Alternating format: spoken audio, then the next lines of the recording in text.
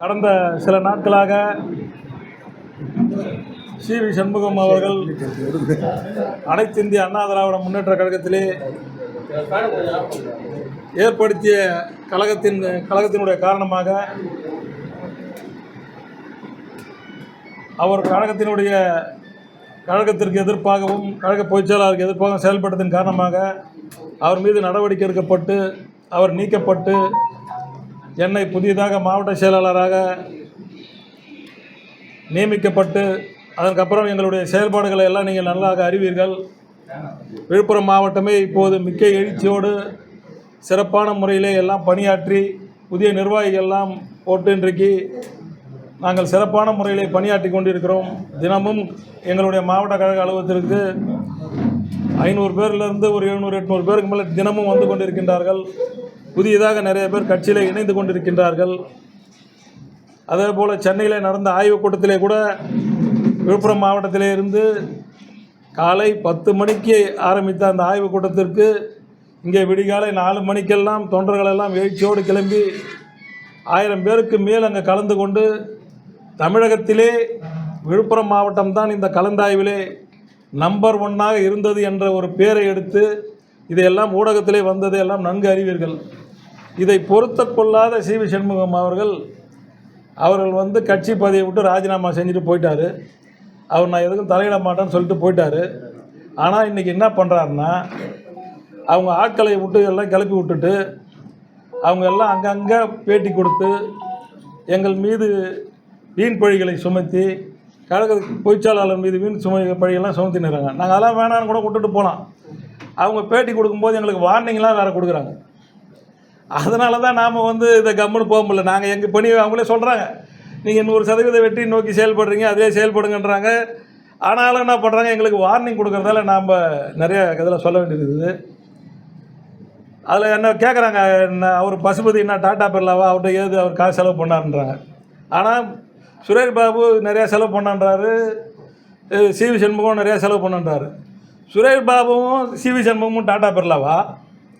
சுரேஷ் பாபு வளனூரில் டெய்லர் கடை வச்சுன்னு காஜா எடுத்துன்னு வந்த ஆள். என்ன இன்றைக்கி 100 கோடிக்கு மேலே உனக்கு சொத்து இருக்குது. உன் டிரைவர் உனக்கு பினாமி, நீயே சி.வி. சண்முகத்துக்கு பினாமி, உனக்கு உன் டிரைவர் குமரவேல் பினாமி, அவன் மேலே பல கோடி சொத்து இருக்குது, உங்கள் அண்ணன் மேலே பல கோடி சொத்து இருக்குது. இன்றைக்கி இந்த டீட்டெயிலெலாம் எடுத்து இன்கம் டேக்ஸ் கொடுத்தா உன் கதை தெரியும். நீ எப்படி சம்பாதிச்ச, உனக்கு என்ன தொழில்? நான் வந்து அரசியலில் வந்து 35 ஆண்டு காலத்துக்கு மேலே இருக்கிறேன். எங்கள் அம்மா ஆர் சிவகாமின்னு அவங்க அரசு ஒப்பந்தக்காரர். அவங்க 30 வருஷத்துக்கு மேலே அரசு ஒப்பந்த பணியில் நாங்கள் ஈடுபட்டுருக்கோம். ஆனால் என் பேரில் எங்கள் அப்பா அம்மாவும் சேர்ந்து ஒரு தான செட்டில்மெண்ட்டில் ஒரு வீடு என் பேரில் எழுதி வச்சாங்க. எங்கள் தாத்தா அவருடைய வீடு ஒன்று தான செட்டில்மெண்ட்டில் என் பேர் எழுதிச்சார். இந்த 2 சொத்து தான் என் பேரில் இருக்குது. நான் இடையில கூட ஒரு நிலம் வாங்கினேன், அது என் கஷ்டத்தில் விற்றுட்டேன். என்ன வேறு சொத்தே என் பேரில் கிடையாது. இது 2மே எங்கள் தாத்தாவும் எங்கள் அப்பா அம்மா என் மேலே எழுதி வச்ச தான செட்டில்மெண்ட் சொத்து. அதிலே ஒரு வீடு வந்து லோனில் இருக்குது, என் காரு லோனில் இருக்குது. 35 ஆண்டு அரசியல் வாழ்க்கையில் நான் கடங்காரனாக தான் இருக்கிறேன்.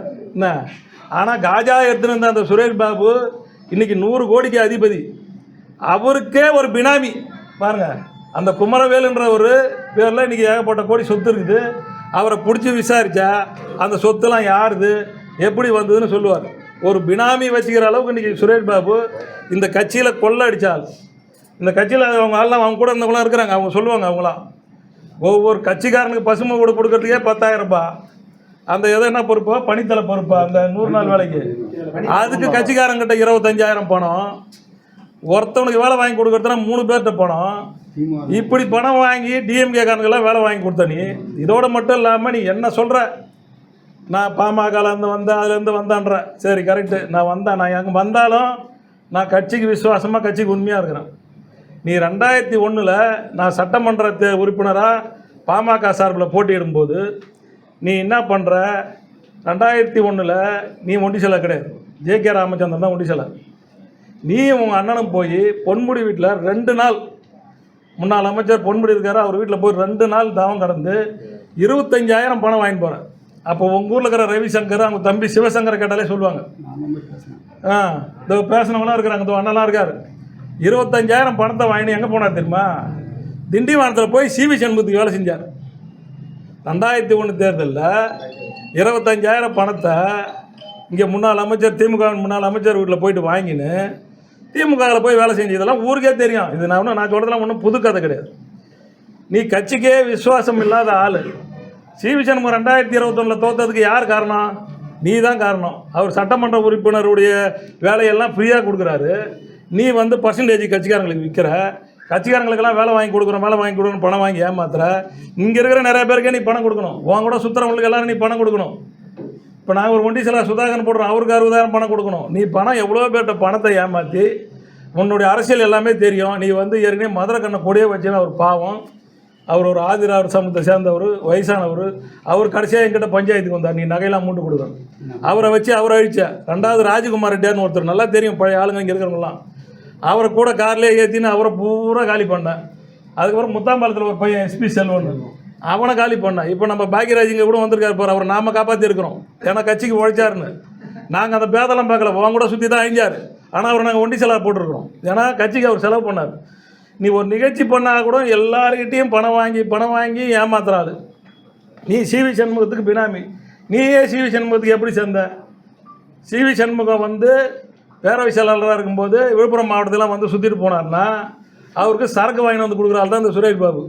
அதுக்கு காசு கூட யார்? மணிமாறன், பெத்தரட்டுக்கு இப்போ மணிமாறன்றவர், அவர் பேரவை செயலாளர் ஒன்றிய. அவர் பணம் கொடுப்பார். இதை வாங்கிட்டு போய் சுரேஷ் பாபு மதடிப்போட்லேருந்து சரக்கு வாங்கிட்டு வந்து மேல்பாதி பாலம் கற்று பாருங்க, அந்த பாலத்தாண்ட நின்று கொடுக்குற வேலை தான். இதை கொடுத்துன்னு இந்த வேலை செஞ்சு அவர்கிட்ட க்ளோஸ் ஆகி நீ என்ன பண்ணுற? சிவி சண்முகத்துக்கும் அவர் பொன்முடி எதற்கும் கனெக்ஷனை உண்டு பண்ணுற. உங்கள் அண்ணன் கந்தனுக்கு எப்படி வேலை வாங்குற? பொன்முடி காலில் விழுந்து, அவர் காலில் விழுந்து உங்கள் அண்ணன் கந்தனுக்கு சொசைட்டியில் வேலை வாங்கி தர. 2006லேயும் நீ பணம் வாங்கி வேலை செய்கிற. இன்னொன்று வேறு சொல்கிறேன், எங்கள் பஞ்சாயத்தில் தான் தகராறு நடந்ததுன்னு. உங்கள் பஞ்சாயத்தில் தகராறு நடந்ததில்ல, அந்த எஃப்ஐஆரில் உன் பேரை காட்ட முடியுமா? அந்த தகராறு எப்படி நடந்தது தெரியுமா? 2001 எலெக்ஷனில் இவன் பணம் வாங்கின்னு ஓடிட்டான். அங்கே உண்மையாலுமே ஒரு கிளை செயலாளர் பெரியாரில் வேலை செய்கிறாரு ரவின்னு. அவரையும் அவங்க வீட்டு அம்மாவையும் பூத்தில் உட்காந்தவங்கள திமுகவில் அடித்து விரட்டிட்டு கள்ள ஓட்டு போடுறாங்க. அங்கே ஆளே இல்லை, அந்த ஒரு குடும்பம் தான் அங்கே பார்க்குது. இவன் காசு வாங்கின்னு ஓடிட்டான். நான் ஓடுறேன் பதறிக்கின்னு ஓடி அவனை காப்பாற்றிட்டு நாங்கள் போய் அங்கே நின்று தகராறு பண்ணி பை எலெக்ஷனை கொண்டாடுறோம். நீ ஆளே இல்லை, நீ பெருமையாக சொல்கிற பணம் வாங்கின்னு திண்டிவனம் ஓட்ட. நீ அங்கே ஆளே கிடையாது. நீ ஒன்றா அந்த தகராறில் நான் இருந்தேன்னா அந்த நிகழ்வு எதனா ஒன்று எடுத்து காட்டு பார்ப்போம், ஏதாவது ஒரு ஃபோட்டோ ஏதாவது ஒன்று காட்டு பார்ப்போம். எதுவுமே கிடையாது. நீ பல காலமாக அதிமுகவில் இருக்கிறேன்னு சொல்கிற. நீ அதிமுகவுக்கு எங்கே விசுவாசமாக இருந்த? 2021 சிவி சண்முகம் தோற்றதுக்கும் நீ தான் காரணம். நீ அதேமாதிரி என்ன பண்ணுவ?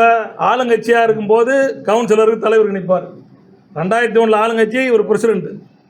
2006 எதிர்கட்சி கவுன்சிலர் வேற ஒருத்தர் நிற்க வைக்கிறார், சிவானு வேற ஒரு ஆள். 2011 நம்ம ஆளுங்கட்சி திருப்பி நிற்கிறார். 2021 இவர் மாவட்ட கவுன்சிலர் நிற்க சொல்கிறாங்க, நான் நிற்க மாட்டேன்றார். அப்போல்லாம் என்ன பண்ணுறாரு? திமுக கிட்ட டீலிங் பேசி விட்டுறது. இது மட்டும் இல்லை, 2002 நம்ம ஜேகேஆர் ஒன்றிய செயலாளர். அப்போ கோழினூர் ஒன்றியத்தில் பார்த்தீங்கன்னா 24 கவுன்சிலர், அதில் வந்து 14 கவுன்சிலர் அதிமுக ஜெயிக்குது. கூட்டணி 3 கவுன்சிலர் ஜெயிக்குது. 17 கவுன்சிலர் அதிமுக ஜெயிக்குது. என்ன அப்போ இந்த சுரேஷ் பாபு என்ன பண்ணுறாரு? இவர் சிவி சண்முகம் பொன்முடி இவங்கெல்லாம் லிங்கை வச்சுக்கின்னு திமுகவில் 7 கவுன்சிலர் ஜெயிக்கிறாங்க. இவங்க ஒரு 5 கவுன்சிலர் இங்கேருந்து எடுத்துக்கின்னு திமுகவோட தொடர்பு வச்சுக்கின்னு இவங்க வந்து அங்கே ஒன்றிய சேர்மன் ஆகிறாங்க. புரட்சி தலைவி அம்மா அறிவிக்கிறது ஜே.கே. ராமச்சந்திரனை மாற்றிட்டு அதிமுகவில் ஒரு 5 பேர் சுயேட்சையாக போய் குப்புசாமின்ற ஒரு சேர்மன் ஆகிறது சுரேஷ் பாபுவும் சிவி சண்முகம். இப்படி கட்சிக்கு துரோகம். அம்மா சொன்ன ஒரு ஆளை நீ சேர்மன் ஆக்காத, மாற்றி ஆக்கிற. அப்புறம் இன்னொன்று என்ன சொல்கிறாரு? எங்கள் ஓட்டை காட்டுறாரு. போன சட்டமன்ற தேர்தலில் நீங்கள் எவ்வளோ ஓட்டு வாங்கினீங்கன்றார். என்ன போன சட்டமன்ற தேர்தலில் நான் பணியாற்றலை, உங்களுக்கு நல்லா தெரியும். நான் ராஜினாமா பண்ணும்போது எல்லா கதையும் உங்களுக்கு சொல்லிட்டு தான் போகிறேன். எனக்கு மாவட்ட செயலாளர் அழுத்தத்தால் தான் நான் போகிறேன், நான் திருப்பி வந்துடுவேன், இந்த மாவட்ட செயலாளர் மாற்றிட்டு வருவேன்னு நான் சொன்னேன். நீங்கள் ரெக்கார்டு எடுத்து நல்லா பாருங்கள். இந்த மாவட்ட செயலாளர் மாற்றினாலும் இப்போ நான் வந்துடுவேன்னு சொல்லிட்டு தான் போனேன். என்ன இவர் எங்கள் ஏரியாவுக்குலாம் பணமே கொடுக்கல. பணமே கொடுக்காத நாங்கள் 2 பூத்து சேர்த்து 250 ஓட்டு வாங்கினோம் என்ன. ஆனால் இவர் பூத்தில் இவருடைய பூத்தில் பார்த்தீங்கன்னா இவர் கவுன்சில் பூத்தில் பார்த்தீங்கன்னா இவர் வந்து 3வது இடம் வரார். 257 பூத்தில் பார்த்தீங்கன்னா 3வது இடம் வரார் ஓட்டு என்ன. இவர் வீடுகிற ஒரு பூத்து மட்டும்தான் இதாக கண்டி இவர் கவுன்சிலுக்கிற 3த்துலேயும் 166 அதுமாரி 3த்துலேயும் கம்மியாக வராரு. இதுக்கு மேலே போனீங்கன்னா இவங்க தலைவர் ஒருத்தர் இருக்கார்ல, இவர் கிளப்பி விட்டு அனுப்புகிறாங்க. அந்த தலைவர் வந்து சி.வி. சண்முகம். அவர் வந்து நான் இந்த அதிமுகவில் 15 ஆண்டு காலம் கிட்ட மந்திரியாக இருந்தவர். 3 பீரியடு மந்திரி. அதுலேயும் லாஸ்ட் டைம் கனிம வளத்தை கொழிச்சார். ஒரு மாதத்துக்கு 140 150 சீன்றாங்க. இன்றைக்கி அதெல்லாம் கொள்ளடிச்ச பணங்கள்லாம் இன்றைக்கி துபாயில் அவங்க அண்ணன் மால் கட்டின்னு இருக்கார். சி.வி. சண்முகம் கொள்ளடிச்ச பணங்கிறது துபாயில் சி.வி. ராதாகிருஷ்ணன் மால் கட்டுறார். அவங்களுடைய தம்பி ராஜான்ற ஒரு பெங்களூரில் பிஸ்னஸ் பண்ணுறார். அவருடைய தம்பி இன்னொருத்தர் பாபுன்றவருக்கு 100க்கு மேலே பஸ்ஸு. 2001க்கு முன்னாடி சி.வி. சண்முகனுடைய சொத்து என்ன? நீங்கள் உங்கள் சொந்த நிலம் 5 ஏக்கர் நீங்கள் அடமானம் வாடகை வீட்டில் இருந்தீங்க. இன்றைக்கி இவ்வளோ கோடி சொத்து எங்கே வந்தது? நீ என்னமோ டாட்டா பெல்லா மாரி நாங்கள் என்னமோ எங்களுக்கு ஃபுல்லாக நீ தான் செலவு பண்ணன்னு சொல்கிற. அதெல்லாம் நான் வரேன். அப்புறம் அந்த சி.வி. சண்முகம் அவ்வளோ சம்பாரித்து மந்திரியாக பவர்ஃபுல்லாக இருந்தவர். அவர் பூத்தில் 25 ஆண்டு காலமாக அதிமுக லீடிங் வந்ததே கிடையாது. அதை ஒன்றா நிரூபிக்க சொல்லுங்கள். நான் ஒரு பக்கம் மீசையே மொட்டையை அடிச்சுக்கிறேன். சி.வி. சண்முகம் வார்டில் இதுவரையிலும் கவுன்சிலர் ஜெயிச்சதே கிடையாது. அவர் வார்டில் பாருங்கள், போன வாட்டி பார்த்தீங்கன்னா 230 ஓட்டு இந்த எலெக்ஷனில் வந்து அதிமுக. விடுதலை சிறுத்தை வாங்கினது எவ்வளோ தெரியுமா? 1112 ஓட்டு. எவ்வளோ வருது? 4ல் 1 மடங்கு ஓட்டு. விடுதலை சிறுத்தைகள் கட்சி வாங்கின ஓட்டில் 4ல் 1 மடங்கு ஓட்டு தான் உன் தலைவனே வாங்குறான். உன் வார்டிலே தளபதியாக இருக்க துப்பு இல்லாதவன்லாம் வடக்கு மண்டல தளபதின்றான். வார்டுக்கே தளபதியாக துப்பு இல்லை, இவனெல்லாம் வடக்கு மண்டல தளபதின்னு கொண்டாடுறாங்க. அடுத்து பார்த்தா எம்பி எலெக்ஷனில் பாருங்கள், வெறும் 132 ஓட்டு எம்பி எலெக்ஷனில் அதே பூத்தில் அவர் வாங்குறாரு. என்ன அதேமாரி பார்த்தா ஒரு கவுன்சிலர் ஜெயிச்சதில்லை. நாங்கள் 2006 2004 அதிமுகவில் நான் சேர்றேன். 2006 2007 உள்ளாட்சி தேர்தல் பொன்முடி வார்டு எங்கள் வார்டெலாம் ஒன்று. பொன்முடி மந்திரியாக இருக்கார். அந்த வார்டில் பாரு எங்கள் அக்கா மல்லிகா, இவங்களை கவுன்சிலர் ஜெயிக்க வச்சேன் நான். அதிமுக இவங்களை இன்னொன்று என்ன தெரியுமா? இவங்களெல்லாம் கடத்தி வாபஸ் வாங்க பார்த்தாங்க. 10 கவுன்சிலரை கடத்தி வாபஸ் வாங்க திமுக முயற்சி பண்ணுது. திமுக ஆளுங்கட்சி. அப்போ புஷ்பராஜும் எம்எல்ஏ, பொன்முடி மந்திரியாக இருக்கார். நான் 10 கேண்டிடேட்டை வந்து நான் சொல்கிறது மாதிரி தூக்க போகிறாங்கன்ட்டு நான் பல்லு கூட விளக்கலை, வெறும் கைலி கட்டிக்கின்னு வேன் வச்சு இவங்களெல்லாம் நான் கூட்டின்னு போகிறேன். கூட்டும் போகும்போது என்னை டிஎஸ்பி மிரட்டுறாரு, நீ அவங்கள கடத்திட்டேன்னு உங்களை கேஸ் கொடுத்துருவோம், அவங்கள இன்னும் வந்து டிஎம்கே காரண்ட்டை விடுன்றார். சி.வி. சண்முகம் கூட்டின்னு போகிறேன். சி.வி. சண்முகம் என்ன பதில் தெரியுமா சொன்னார்? எப்பா என்கிட்ட கூட்டாந்து என்ன பம்பில் கூடாத, நீ எங்கன்னா கூட்டின்னு போய் வச்சுக்க, எனக்கு தெரியாதுன்னாரு. இவங்களெல்லாம் திருவண்ணாமலை டேமில் கூட்டின்னு போயிட்டு சாயங்காலம் 5 மணி வாபஸ் டைம் முடிகிற வெள்ளம் வச்சுருந்து வீட்டுக்கு கூட்டின்னு வந்து அப்புறம் ஜெயிக்க வச்சோம். திருப்பி அதுக்கப்புறம் எங்கள் வார்டில் பொறுத்தவரைக்கும் கேளுங்க, எங்கள் வார்டில் வந்து போன எலெக்ஷனில் மட்டும்தான் திமுக ஜெயிச்சிருக்குது. அதுக்கு நான் அரசியலுக்கு வந்ததுக்கப்புறம் எங்கள் வார்டில் திமுக ஜெயிச்சது போன ஒரு வாட்டி தான். அது கூட ஒரு பொன்முடி மந்திரியாக இருக்கும்போது வீடு கூட போய் பேசினார், நான் மந்திரியாக இருக்கிறேன், அங்கே இப்போ லட்சுமணன் இந்த பிரச்சனைகள்லாம் இருக்கிறதால பேசினதால போன வாட்டி தான் ஜெயிச்சார். இதுவரையிலும் எங்கள் வார்டில் அதிமுக தான் கவுன்சிலர். அண்ணா 2-3 வாட்டி அக்கா கவுன்சிலர். நாங்கள் அந்த மாதிரி கட்சி பண்ணுறாள் நாங்கள். நீ சும்மா அதிமுக ஆரம்பத்தில் இருந்தால் எல்கேஜியில் இருந்து என்னடா புண்ணியம்? உன்னுடைய உழைப்பு என்ன, நேர்மை என்ன, நீ என்ன செஞ்சுக்கிற? எங்களை எவ்வளோ துன்புறுத்திருக்கிறாங்க. நீ சொல்கிற என்ன கூட்டுன்னு போய் பாமகலை நீ சேர்த்தன்ற. 2001 தேர்தலில் சி.வி. சண்முகம் பேரவை செயலாளர், அப்போ மாநில பேரவை செயலாளர் அண்ணன் டிடிவி தினகரன் அவர்கள்.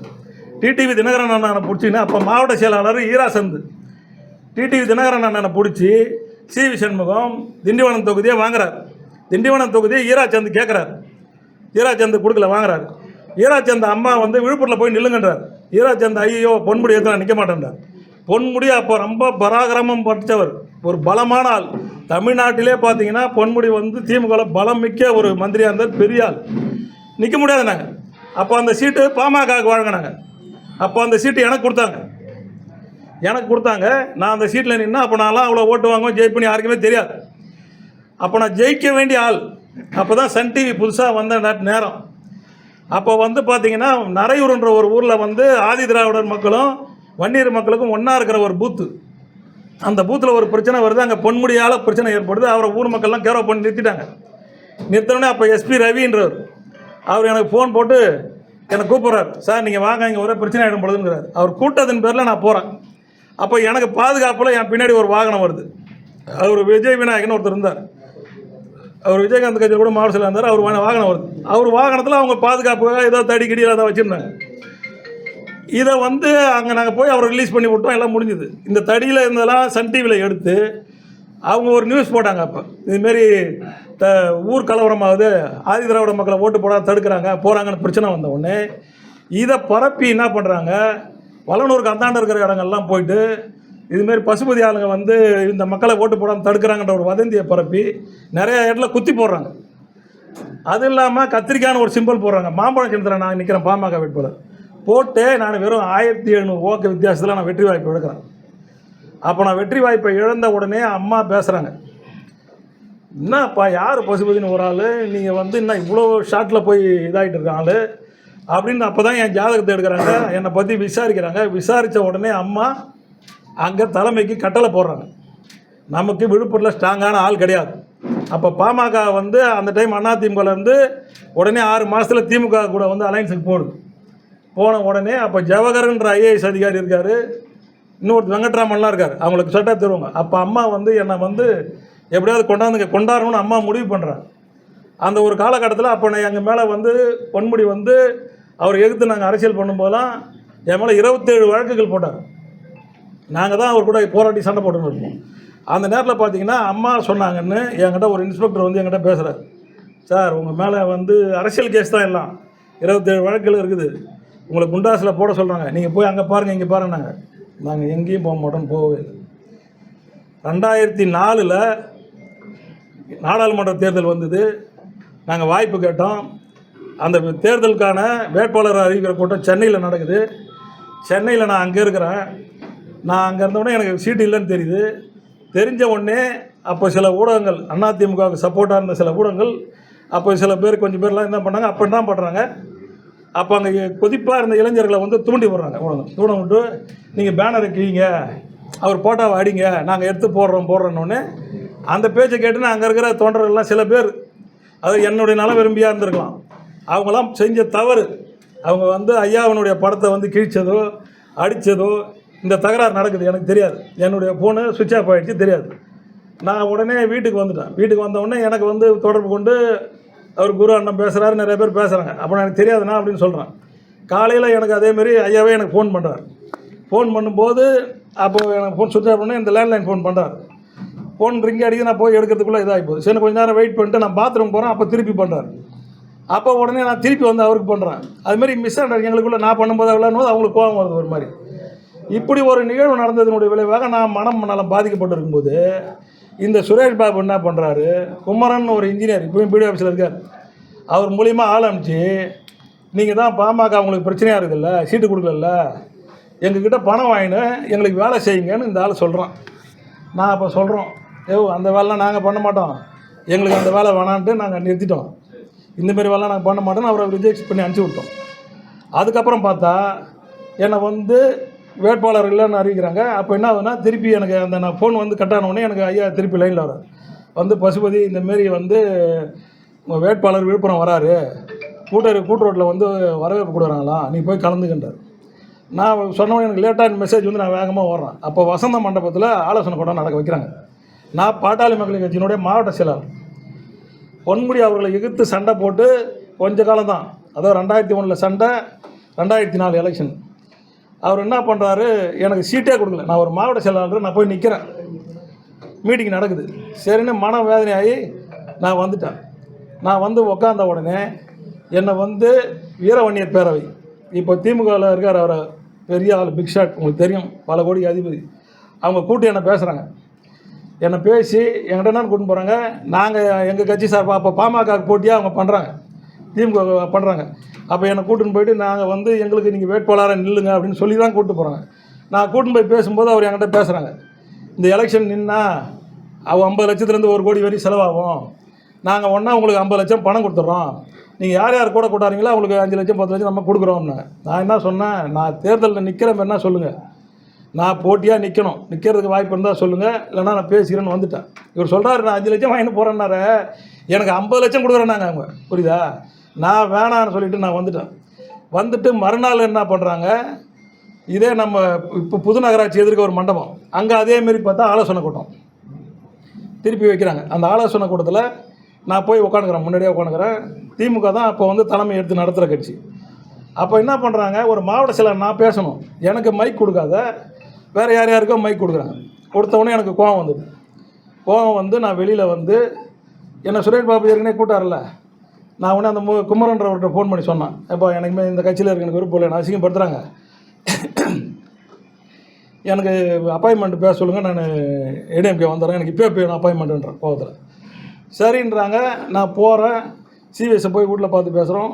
நான் எந்த ஒரு பார்கனிக்குமே வைக்கல, நான் எலெக்ஷனுக்கு எனக்கு ஃப்ரீயாக ஒர்க் பண்ணணும், இதுதான் பார்கனிங் வைக்கணும். கோவத்தில் போய் பேசிவிட்டு நான் ரிட்டன் வரேன் வீட்டுக்கு. ரிட்டன் வரும்போது நான் மதிக்கக்கூடிய ஒரு பெரிய தலைவர் பாமகவில் எனக்கு அண்ணா அவர் வந்து எனக்கு பேசுகிறாரு, ஏய் பசுபதி ஏதாவது தப்பு பண்ணாத, நீ நான் சொல்கிறத கேளு, நாங்கள் எம்பி எலெக்ஷன் சீட்டு பேசும்போதே முகியூர் தொகுதியை உனக்காக பேசிட்டோம் எம்எல்ஏவுக்கு, நீ அமைதியாக இரு, நீ தான் முகியூர் எம்எல்ஏ அப்படின்னு என்கிட்ட பேசுகிறார். இதை பேசின உடனே இவங்க எனக்கு அப்பாயின்மெண்ட்லாம் எழுதி அனுப்பிச்சிட்டாங்க. அம்மா ஏற்கனவே என்னை தேடிக்கிட்டு இருக்கிறாங்க என்னை சேர்க்கணுன்னு. இது வரலாம் அம்மா கிட்ட சேர்க்கணுன்னு யார் எவ்வளோ பெரிய ஆள், தமிழ் குடிமகனே 1 மாதம் கழிச்சு தான் சேர்த்தாங்க அவர் எழுதி கொடுத்து. யார் சேர்க்கணுன்னு அம்மா கிட்ட மனு அனுப்பிச்சாலும் அம்மா சிபிசிஐடிக்கு அனுப்புவாங்க. சிஐடிக்கிட்ட அனுப்பிச்சு அவங்க ஜாதகத்தை எடுப்பாங்க, அவன் எப்படிப்பட்டால், அவன் மேலே என்னென்ன கேஸ் இருக்குது, அவனை சேர்க்கலாமான்னு செக் பண்ணி தான் அம்மா சேர்ப்பாங்க.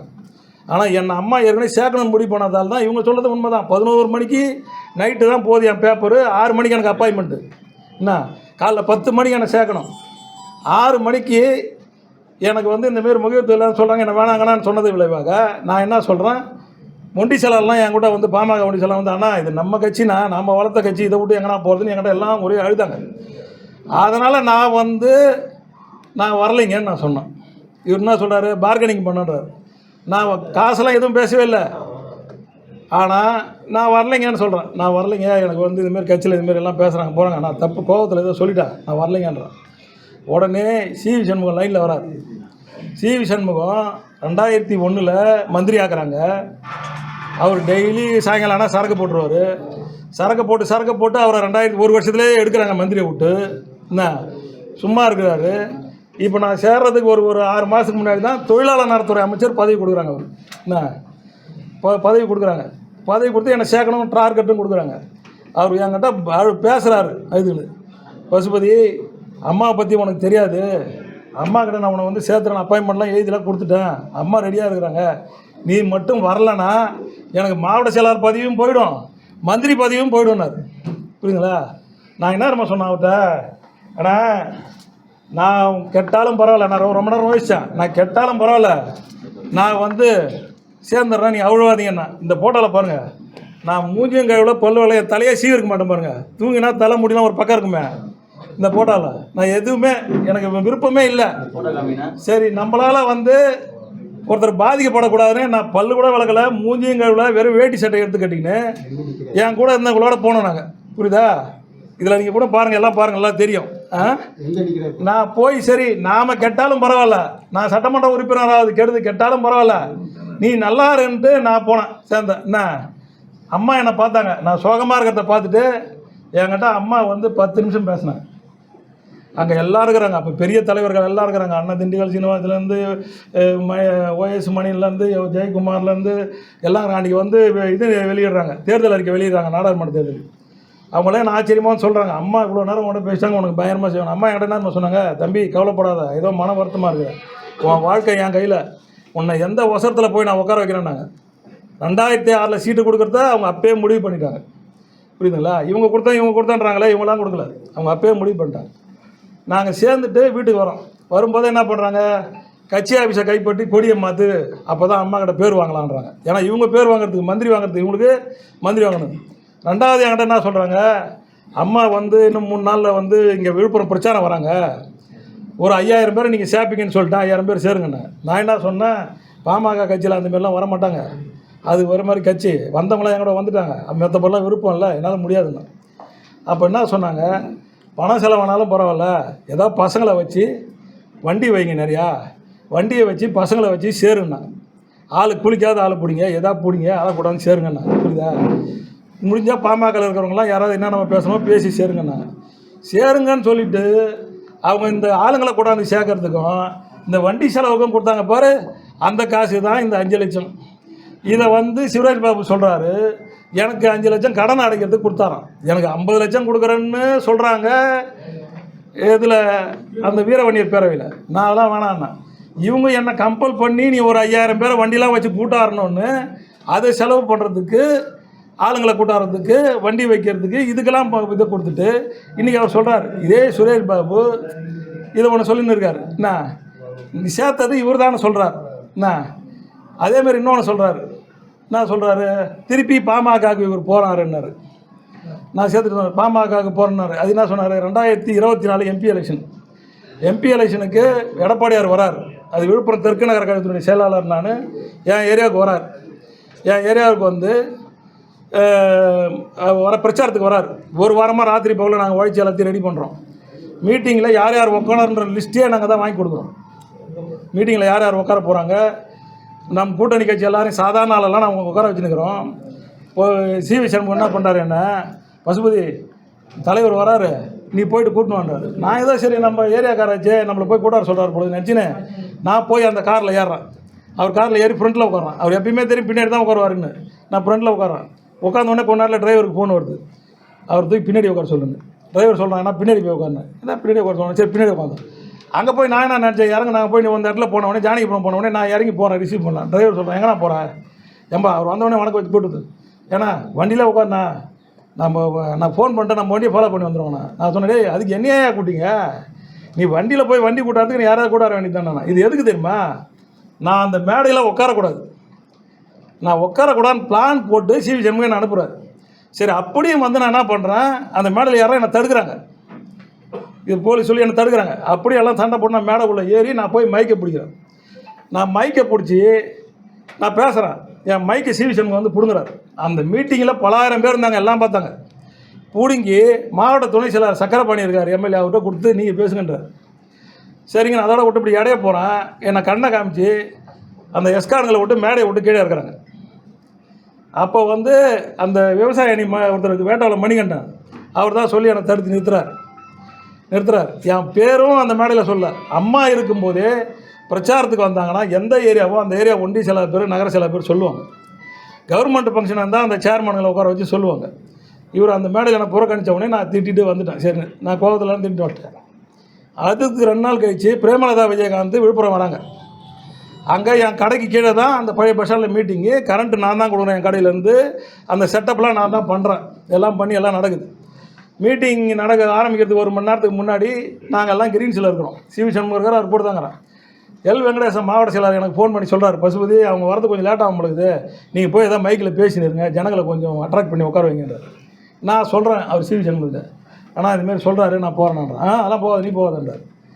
அப்புறம் இன்னும் கொஞ்ச நேரம் கழிச்சு அதே எல்வி பேசுகிறார். நான் சொன்னேன்னா நீ சொல்கிறீங்க அவர் வேணான்றார், நான் என்ன போகிறேன், இவனை அவரே பேசிக்கினான்றான். உடனே எல்வி வந்து சிவி சண்முகத்துக்கு ஃபோன் போட்டு எங்கள் பசுபதி அனுப்புங்க கொண்டாருன்னே. அப்போது சிவி என்ன சொல்கிறாரு, பசுபதி நீ போவா, ஆனால் மைக்கில் பிடிச்சி பேசக்கூடாது, நீ சும்மா போய் நில்லுன்றார். ஏன்னா நாங்கள் மைக்கை பிடிச்சி பேசினா பெரிய ஆகிடும். சரின்னு போய் நிற்கிறோம். அந்த அம்மா வராங்க, உட்காடுறேன். நான் உட்கார்ந்த உடனே கொஞ்ச நேரம் கழிச்சு அவங்க அண்ணன் சிவி ராதாகிருஷ்ணன் ஒரு லேடிஸ் ஒருத்தவங்களை ஈத்தாந்து அவங்க பேரை சொல்லக்கூடாது, உனக்கு யார் தேவையோ எது தேவையோ அது வேறு. இந்த சுரேஷ் பாபு சொல்கிறான் அது மகளிர் மீட்டிங்கா, அது தேர்தல் பிரச்சார கூட்டம், நான் நகர செயலாளர், என் ஏரியாவில் நடக்குது, நான் உட்காரணும். நான் உட்காந்துட்டா என்னை எழுப்பிட்டு ஒரு மகளிர் ஒருத்தவங்களை கூட வந்து உட்கார வைக்கிறேன். இதுக்கு மேலே ஒருத்தவன் மானம் கட்டு போயிருப்பானா, தன்மானம்னு ஒன்று இருக்கணும்ல. நான் எழுந்து ஏய் நான் யாருன்னு தெரியுமா, நான் 96 பாமகவில் மாவட்ட செயலாளர் இருக்கும்போது உங்கள் அண்ணன் கண்ணெல்லாம் எங்கே குடிச்சிட்டு படுத்துருந்தான்னு தெரியாது. நான் பேசுகிறேன், அவர் ரெக்கார்டு வச்சுக்கிறாருல, சொன்னார்ல போடட்டுமானே, நீ ஒரு ஆம்பளையாக இருந்தால் அதை போடுறான். நான் என்ன திட்டினு பரவாயில்ல, பச்சையாக திட்டிருப்பேன் உங்கள் அண்ணன் 2 பேரையும். ஏன்னா என்னை ஒரு பொம்பளைக்காக இந்தமாரி என்னை அசிங்கப்படுத்துறீங்களாடா பச்சை பச்சை திட்டிட்டு சொன்னேன். ஏய் நான் என்னை இவ்வளோ அசிங்கப்படுத்துறீங்க, நான் திருப்பி பாமகவுக்கு போனால் உங்கள் அண்ணன் 2 பேரும் விழுப்புரத்தில் நுழைய முடியாதுறான்னா. இதுதான் நான் பேசுனது. இதை போய் நான் பாமகவுக்கு போகிறேன்றான்ல. டேய் ஒரு ஆம்பளையாக இருந்தால் டேய் சுரேஷ் பாபு அது ரெக்கார்டு நீ வச்சுக்கிறேன்னு எல்லா பத்திரிக்கைக்காரங்க முன்னாடி சொல்லிட்டல, நீ வச்சுக்கிறது உண்மை தான். ஃபுல்லாக போடுறான் எடிட் பண்ணாமல். நல்லா உங்கள் அண்ணனுங்கெல்லாம் காது குளிர கேட்கட்டும். அதை இதை எப்படி சொல்லாமல் இருப்பான்? ஒரு தன்மானம் உள்ளவன் இந்தமாரி அசிங்கப்படுத்துறானுங்க. அப்புறம் நான் ப்ரெஸ் மீட் வைக்கிறேன். அந்த பாலாஜிலாம் கொடுக்குறாரு. பாலாஜி கிட்ட சொல்லி தான் ப்ரெஸ் ரெடி பண்ணேன். சுந்தரராஜ் கிட்ட சொன்னேன். என்ன சொன்னது ப்ரெஸ்ஸு, இவனுங்க 2 பேரும் பண்ணுற அட்டூழியத்தை நான் ப்ரெஸ்ஸில் சொல்லணும். சொல்லிவிட்டு நான் கட்சியை விட்டு கூட வேலைக்கு போகிறேன். இன்றைக்கி சொன்னதான் அன்றைக்கி சொன்னேன். கட்சியை விட்டு நான் வேலைக்கு போகிறேன், இவனுக்கு 2 பேரும் அநியாயம் பண்ணுறானுங்க. இதை தான் நான் சொன்னேன். இதை திருப்பி நான் சொல்கிறான். திருப்பி பாமகவுக்கு போகிற ரெக்கார்டுக்கு நேராக டேய் நீ ரெக்கார்டு வச்சுக்கிறதுலாம் போடு, நீ வச்சுக்கிற ரெக்கார்டெலாம் போடு, நீ ஒரு ஆம்பளையாக இருந்தால் போடு. நான் இன்னும் கொடுங்க. அப்போ அவங்க அண்ணன் கேட்ட மாரி புள்ள மேலே சத்தியம் பண்ணுறேன். அந்த மேலே ஈவரக்கெல்லாம் கிடையாது. நீயே 50 வருஷம் கழிச்சு டெஸ்ட் டியூப்பில் குழந்தை பெற்றுக்கணும். உன்னை போய் நான் போய் குழந்தை மேலே சத்தியம்லாம் நான் கேட்க மாட்டேன். உங்கள் அண்ணன் கேவலமாக கேட்டானே புள்ள மேலே சத்தியம் பண்ணேன், அந்தமாரி கேவலமாக நான் பண்ண மாட்டேன். என்ன நீங்கள் எவ்வளோ கேவலமாக பேசுகிறீங்களோ, எவ்வளோ பண்ணுறீங்களோ, பணத்துக்கு ஆசைப்பட்டுருந்தா நீங்கள் நான் பெரிய பொடி சொன்னாந்துருக்கணும். பணத்துக்கு ஆசைப்பட்டவன் நான் கிடையாது. ஒரு சாதா காஜா எடுத்துருந்த காஜா பாயினி. உனக்கு இன்றைக்கி 100 கோடி ரூபாய்க்கு மேலே சொத்துக்குது இந்த விழுப்புரில். நீ ஒரு பினாமி வச்சுக்கிற உன் டிரைவரை, நீ வந்து எங்களை பேசுகிற கட்சிக்காரன் ரத்தத்தெல்லாம் உறிஞ்சினவன். நீ இங்கெல்லாம் சொல்லுவாங்க நிறைய பேர் எவ்வளோ பணம் யார்கிட்ட வாங்கினா, யாரை ஏமாத்தினா. ஒவ்வொரு எலெக்ஷனுக்கும் பொன்முடிக்கிட்ட பணம் வாங்கினாலும் இப்போ கூட வாங்கினீங்க நீங்கள் பணம். நாங்கள் அதெல்லாம் தேவையில்லாமல் இருக்கக்கூடாது. எவ்வளோ நீ அநியாயம் பண்ண, ஓட்டுக்கு சரியாக பணம் கொடுக்கல. இங்கே நாங்கள் சொல்கிறது என்ன சொல்கிறோம், முஸ்லீமு கிறிஸ்தவர்களுக்கு மீதி 3 தொகுதியில் பணம் கொடுக்கல, மயிலம் தொகுதியில் மட்டும்தான் கொடுத்தாங்க, மீதி தொகுதியில் கொடுக்கல. இது எல்லாருக்கும் தெரியும். கொடுக்காம நீங்கள் தோக்குறீங்க. நீ எலெக்ஷனில் நின்று நீங்கள் தோற்றுப்புட்டு உங்கள் சிவி சண்முகத்தால் தோற்றுப்புட்டு தலைமையை குத்தம் சொல்கிறீங்க, வேட்பாளரை கூட்டு கேட்கலன்றீங்க. நீங்கள் தான் ரிசைன் பண்ணிட்டு போயிட்டீங்க. எங்களுக்கு இந்த தலைமை தேவையில்லைன்ட்டு போகிறீங்க. எப்படி உங்களை கூப்பிட்றது? அப்படி நான் முருகனுக்கு ஃபோன் பண்ணி கூப்பிட்டேன். நான் 24ஆம் தேதி போகும்போது அவர் நான் வரல, நான் நடுநிலையாக இருக்கிறேன்றார். முருகன் என்ன சொன்னார்ன்றதையும் சொல்லுவாங்க. முருகன்கிட்ட 7 கோடி ரூபா பணத்தை வாங்கிக்கின்னு அதில் 1 கோடி ரூபா ஒரு ஒண்டி சிலர் அடிச்சிட்டார். வாங்கின்னு அந்த மீதி 1 கோடி ரூபா எட்டு வந்து கொடுத்தாதான்னு மிரட்டி ஒரு இடத்துல கடன் வாங்கி போய் கொடுத்தலாம் ஒருத்தர் இருக்கார். எல்லாமே இருக்கார். நீங்கள் கேட்குற மேலே எங்கே அவர் சொல்லுவார். அதேமாரி கோல்நூர் ஒண்டியத்தில் எங்கே பணம் வாங்கி ஏமாத்துறீங்க எல்லாம் தெரியும். திண்டிவனத்தில் நீங்கள் என்ன டையப் போச்சிங்கன்னு தெரியும். மயிலம் தொகுதியில் உங்களுக்கு யார் வேலை செய்யணுன்றதை டையப் வச்சுட்டு அதுக்காக திண்டிவனம் தொகுதியை பறி கொடுத்தீங்க. மயிலம் தொகுதியில் சிவி சண்முகம் ஜெயிக்கணுன்றதால திண்டிவனம் தொகுதியில் நின்ன கட்சியோட டையப் வச்சுக்கின்னு திண்டிவனம் தொகுதியை வேணும்னே அதை எதுவும் வேலை செய்யாமல் அங்கே இருக்கிற யாருக்கு டவுனில் யாருக்கும் எதுவும் கொடுக்காம மயிலம் தொகுதியில் நீங்கள் ஜெயிக்கணுன்றதால அந்த கட்சிக்கு நீங்கள் அங்கே செஞ்சுட்டு இங்கே மாற்றி செஞ்சீங்க. இதுமாரி உங்கள் வரலாறுலாம் சொன்னால் எவ்வளோ சொல்லலாம். நீங்கள் செஞ்சார் இந்த மதிமுகவில் நிற்கும் போதும் திண்டிவனம் ராமமூர்த்தி நீங்கள் அதிமுகவில் நிற்கும் போது நீங்கள் எல்லாருக்கும் கூட்டு பணம் நகர நிர்வாகிகள்லாம் திண்டிவனத்தில் கூட்டு பணம் கொடுத்து மாற்றி வேலை செய்ய சொன்னீங்க. கட்சிக்கு விசுவாசமே இல்லாமல் நான் ஆரம்பத்தில் இருந்தேன் அப்போ இருந்தேன்னா இருந்து என்னடா புண்ணியம் சொல்லு. நீ என்ன பண்ணிக்கிற? போன உள்ளாட்சி தேர்தலில் கூட விழுப்புரத்தில் என்ன நடந்துன்னு உங்களுக்கு நல்லா தெரியும். நான் உள்ளே போகலன்னா அவ்வளோ கவுன்சிலரே ஜெயிச்சிருக்க மாட்டாங்க. அறிவிக்கவே இல்லை. நீங்கள் ரிப்போர்ட்டெல்லாம் உள்ளே இருந்தீங்க. நான் தான் தகராறு பண்ணேன். என்ன தகராறு பண்ணி அதுக்கு என்ன சிறும சிவி சண்முகம் சொல்ல நீ ஏன் போகிறேன்னு என்ன கேட்டார். நான் காண ஒன்றியத்துக்கு கவுண்டிங் அது வேறு நாள் அங்கே நான் போகிறேன்னு கேட்டேன். என்ன போவாதான்னாரு. புரியுதா? நாங்கள் 2006 திமுக ஆளுங்கட்சியில் 10 கவுன்சிலர் ஜெயிக்க வச்சாங்க. உன் வார்டில் ஒரு கவுன்சிலர் ஜெயிக்க துப்பு இல்லாத ஒரு மந்திரி நீ ஒரு வடக்கு மட்ட தளபதி இவ்வளோ நாள் ஏமாற்றி நின்றுட்டான்னா திமுகவை. இன்றைக்கி தான் உன் கூட்டலாம் நாங்கள் எவ்வளோ நேரம் சொல்லணும்னு நினச்சோம். போனால் போதுன்னு விட்டா நீ சும்மா உங்ககிட்ட இருக்கிற எடுபடியை வச்சுக்கின்னு அதை செஞ்சாங்க, பேரம் பேசினாங்க, இதெல்லாம் சொல்கிற உன்னை நான் மட்டும் அன்றைக்கி நான் அங்கே அம்மா கிட்ட வந்து சேரலைன்னா நீ தொழிலாளர் துறை அமைச்சர் அதெல்லாம் போயிட்டுருக்கோம். நான் சேர்ந்த 2வது நாள் உனக்கு கல்வி அமைச்சர் கொடுக்குறாங்க அம்மா. என்னை பசுபதினு ஒன்ற ஒரு வலிமையான ஆளை கொண்டாந்து சேர்த்து நான் கழகத்தில் சிவி சண்முகன்னு நான் சேர்ந்த 2வது நாளில் உனக்கு கல்வி அமைச்சர் கொடுத்தாங்க. இல்லை உண்டா இல்லையான்னு சொல்ல அவனுங்களா சத்தியம் பண்ண சொல்லு. நான் என்னால் தான் உனக்கு கல்வி அமைச்சர் கிடச்சிது. கோடியாக சம்பாரிச்சேன். என்ன எங்களுக்கு பண்ணிட்டு நீ கொஞ்சம் சொல்கிறான். வேலை கொடுத்தா வேலை டிஆர்டியில் ஒரு 5 லட்ச ரூபா வேலை கொடுத்தாங்க. இது ஒரு வேலையாது என்ன நான் பிழைக்கவே கூடாது. நான் சம்பாரிச்சிட்டா பெரிய ஆள் ஆகிடுவோன்னு என்னை சம்பாதிக்க கூட தடுத்தானுங்க. இன்னொன்று சொல்கிறான் பண்டகசாலை தலைவராக அவர் ஆக்கினான்னு. இவன் ஏங்க ஆக்கினானுங்க. என்னை வந்து லட்சுமணன் டாக்டர் லட்சுமணன் மாவட்ட செயலாளர் இருக்கும்போது தான் நான் பண்டகசாலை தலைவராக ஆகிறேன். இவனுக்கு எதுவுமே எனக்கு பண்ணலை. இவன் பண்ணணும் அதான் சொல்கிறான். இதுமாரி எதுவுமே பண்ணது கிடையாது. 2010 அம்மா வந்து உன்னை 2012 கட்சியை விட்டு நீக்க நாங்கள் எல்லாம் சொன்னாங்க. நீக்கின உடனே சிவி சண்முகம் போய் கார்டனில் வாசல்லே நிற்கலை, அவர் ஒருத்தர் தான் அப்படியே தைரியமாக இருந்தாருன்னு. அதுக்கு என்ன காரணம் தெரியுமா?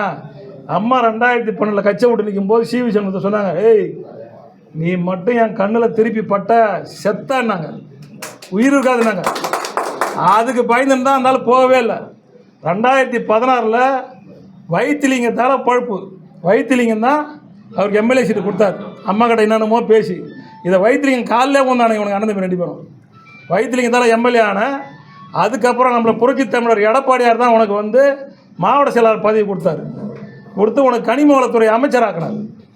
அதுக்கெல்லாம் நன்றி இல்லாத பாண்டியில் ரூம் போட்டு வச்சாங்க. நீங்கள் போய் இப்போ விசாரிங்க. பாண்டியில் ரூம் போட்டது சிவி ராதாகிருஷ்ணன், சிவி சண்முகம் தான் பாண்டியில் ரூம் போட்டு எம்எல்ஏங்களை கடத்தின்னு வந்து வச்சது தாவேக்காவுக்கு கூட்டுன்னு போகிறதுக்கு. அவன் என்ன சொல்கிறான், எடப்பாடியார் தான் அங்கே கூட்டாந்து ரூம் போட்டு தங்க வச்சாருன்றான். அங்கே ரூம் போடுறது சிவி சண்முகம், சிவி ராதாகிருஷ்ணன். இப்படி எல்லா தப்பும் பண்ணிவிட்டு பொதுச் செயலாளர் மேலே எடுத்து போடுறாங்க. சும்மா தேவையில்லாத வேறு சொல்கிறாங்க. இதில் வேறு நீங்கள் வாயை திறந்தால் அவ்வளோதான் அவ்வளோதான். டேய் நான் என்ன சொல்கிறேன், நீ திருட்டு பையன், கிரிமினல், நீ யார் பேசினாலும் ரெக்கார்ட் பண்ணி வைப்ப, எனக்கு தெரியும். நீ ரெக்கார்ட் பண்ணதெல்லாம் விட்றா, எடிட்டிங் இல்லாத போடுறா, எல்லாத்தையும் போடுறா பார்ப்போம். அதை வச்சுக்கிறேன் இதை வச்சுக்கிறேன்ற எல்லாத்தையும் போடு. இவன் ஓகே தான், இந்த விழுப்புரம் பூரா தெரியும், எல்லா கட்சிக்காரனும் தெரியும். நீ எப்போயிலேருந்து அவங்க அந்த அவர் முன்னாள் அமைச்சர் பொன்முடி அவருடைய வீட்டு அடிமை நின்று எல்லாருக்கும் தெரியும். நீ உனக்கு அங்கேருந்து இப்போ கூட ஒரு தலைவர் அங்கே ஜெயிச்சார், அவர் அங்கே விற்க பார்த்த வேலை பேசி அவர் போக மாட்டான்ட்டார். ராமையம்பாளையம் தலைவர் அவரை போய் சொன்னாங்க, அவரை கூட்டாங்க. அவர் உடனே எனக்கு கஷ்டப்பட்டு சுரேஷ் பாபு தான் ஜெயிக்க வச்சார்ன உடனே அவங்க அண்ணி சொல்லிடுறாங்க, பாபு தானே தம்பி தானே, நான் சொல்லுப்பா போப்பான்னுக்கிறாங்க. அவர் என்கிட்ட வந்து சொன்னார். அது மாதிரி நிறையா பேர் இருக்கிறாங்க. நீ பொய் சொல்கிறதுல அதெல்லாம் நான் நடந்துடுவா போகுது. நான் பணம் வாங்கி சேர்ந்தேன் நீ சொல்கிற. நீங்கள் தான்டா பண்ணீங்க பொய்யா சொல்லி ஆளுங்க 5000 பேரை கூட்டாந்து சேர்க்கணும், வேன் வைக்கணும், ஆளுங்களை கூட்டான்னு சொல்லிவிட்டு நான் பணம் வாங்கினேங்கன்னா எனக்கு வீரவண்டிய பேரில் 50 லட்சம் கொடுக்குறான்னாங்க. நான் வாங்கி அங்கே தானே போயிருப்போம், உங்கள்கிட்ட வரோம், உங்கள்கிட்டையும் நாங்கள் வந்திருக்க மாட்டோம். போனால் போகுதுன்னு ஒன்று மந்திரி பதவியை காப்பாற்றுது, நான் மாவட்டத்தை காப்பாற்றினேன். 2006 இவன் சொல்கிறான் எனக்கு ஃபுல் செலவு போது இவங்க பண்ணாங்கன்றான். 2006 அற்புத வேலண்ணா இருக்கார், கேளுங்க. வேணா கிட்ட வேணாம், இதோ இருக்கார். எலெக்ஷன் நாளைக்கு இப்போ டிஸ்பியூட் பண்ணோன்னா தோட்டக்கலை கிருஷ்ணமூர்த்தி ஒருத்தர், அவர் தான் 3 வாட்டி வரார். 3 வாட்டி வந்து செலவுக்கு கொஞ்சம் கொஞ்சம் கொடுக்குறாரு தலைமையிலேருந்து. அந்த காசை பூரா சிவி சண்முகம் என்ன சொல்கிறாரு, நான் வச்சுருந்து நான் ஜெயிக்கக்கூடாதுன்னு முடிவு பண்ணி பூத்துக்கு பணம் கொடு 4 வாட்டி கொடுக்க வச்சுக்கிறாங்க. எந்த எலெக்ஷன் கொடுத்துக்கிறாங்க 4 வாட்டி பூத்து காசு? ஆரம்பத்தில் ஒரு தாட்டி இப்போ பணம் வரைய கொடுப்பாங்க, எலெக்ஷன் கொடுப்பாங்க. 4 வாட்டி எங்களை கொடுக்க வைக்கிறாங்க. கூட்டணிக்கு வச்சுக்கலாம், கொடுக்க வச்சுட்டு எங்கள்கிட்ட பணம் இல்லை. நான் ஒரு 20 ரூபா கையில் வச்சுக்கிறேன். 3 பேர் டிஸ்கஸ் பண்ணுறோம், பணம் இவ்வளோ ஆகுது குறையுது. நான் சிவி சண்முகத்துக்கு ஃபோன் போகிறேன், இவ்வளோ வச்சு என்கிட்டலாம் எல்லாம் கிடையாதுப்பா, ஃபோனை வைப்பா சொன்னது. ஏன்னா நான் ஜெயிச்சா மந்திரி ஆகிடும்னு பயம், எனக்கு அந்த நினப்பு இல்லை. ஆனால் அம்மா வந்து என்னை வச்சுருந்தாங்க இந்த ஆளை உயர்த்தணும்னு. இந்த அண்ணன் சாட்சிக்கிறார், 10 லட்சம் பணம் கேட்டதுக்கு கொடுக்க மாட்டேன்னு